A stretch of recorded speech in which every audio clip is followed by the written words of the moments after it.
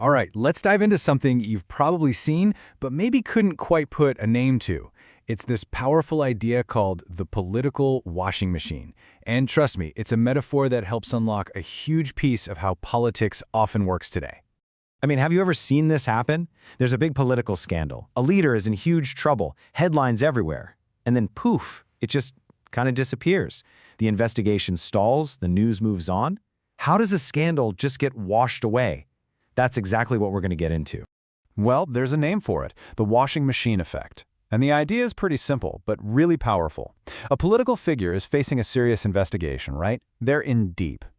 Then, they make a move. They switch sides, they join the party in power, and suddenly, almost like magic, all those legal troubles, they just seem to fade into the background. Okay, so that's the what. But how does this political washing machine actually work? Let's look at the cycle, the pattern that gives it its name. You know, this quote really just nails it. Allegiance substituted for adjudication. What does that mean? It means your loyalty, who you're aligned with, becomes more important than a real legal judgment. It's not about justice. It's a transaction. You pledge allegiance, and your problems get adjudicated differently. But wait, how is that even possible? I mean, we have laws for a reason, right? Well, this is where it gets really interesting. The engine driving this whole machine is when the law stops being just about justice and starts being used as a tool for political leverage. Think about the sheer power we're talking about here. Investigative agencies have this whole coercive toolbox. They can launch an investigation, summon you, seize your assets, arrest you, freeze your accounts. And this is the key insight from the source material. You don't even have to be convicted of anything. The process is the punishment. Just being put through that ringer can ruin you. And that really creates these two totally different visions of what the law is. In a healthy democracy, we expect the law to be independent, applied to everyone equally. But when it's used as leverage, suddenly it becomes politically aligned. It's applied selectively. It's not about what you did anymore. It's about whose side you're on. And you know what really gives the game away? The timing. If you look closely, these investigations aren't just random. They pop up, they speed up, they slow down, and it all seems to happen right around election cycles. It's almost like they're being managed based on political convenience. That's a huge tell, right? So this isn't just about a few politicians switching sides. It has a much bigger, much more chilling effect. Because the goal isn't always to get a conviction in court. The real goal is to create a widespread climate of fear that changes how everyone behaves. Yeah, check this out. The source material highlights this incredible asymmetry. Now, just imagine for a second. What if 95% of the big corruption cases were aimed only at opposition figures? At that point, the official story of "we're just fighting corruption" starts to sound a little thin, doesn't it? The selectivity, the one-sidedness, that is the story.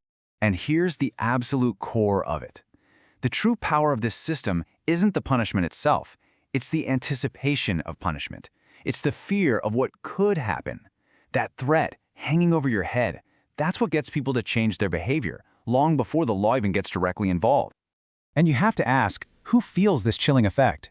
It's not just the opposition politicians. It ripples out. Journalists might think twice about a story. Bureaucrats might stall a project to avoid drawing attention. Business leaders get nervous about who they're seen with. Even activists might pull back a little. This fear, it just seeps into the entire system. So what's the endgame here? The source puts it in these really stark, simple terms. Elections occur, but choice narrows. The machinery of democracy is still there. You can still vote. But if one side is constantly being weakened and intimidated, how much real choice do you actually have? Okay, so you're probably thinking, how on earth does this happen in broad daylight? And that, right there, is the twisted genius of the whole thing. It's built to hide in plain sight. It's designed to be deniable. And this is how they do it. There are always two stories. The official story sounds perfectly reasonable. Hey, we're just following the legal process. We're fighting corruption. But then there's the unspoken reality, right? The enforcement is totally asymmetric. The real goal is to quiet down dissent. And bit by bit, that imbalance chips away at the foundations of democracy. Man, this next line from the source is just, it's so powerful. The letter of the law remains. Its spirit evacuates. Think about that. All the structures are still there. The courts, the laws, the procedures, they look the same on paper, but they've been hollowed out from the inside. Their soul, their original purpose is just gone. And maybe the scariest part is what this does to all of us, to the culture. When you see raids on political opponents on the news so often that it becomes routine, when arrests become these big primetime TV shows, we all get a little numb to it. Coercion starts to feel normal, and when it feels normal, it's not an emergency anymore. It's just politics. Okay, so let's put it all together. What is the ultimate takeaway from all this? This final idea really brings home the stakes of what we've been talking about. Here it is, the big thesis. When law becomes a bargaining chip, democracy becomes conditional. It's that simple and that profound. Once the rule of law is something you can trade for political support, then everything else, your rights, your freedoms, they're not guaranteed anymore. They're up for grabs. They're conditional. And that leaves us with a pretty heavy question to chew on.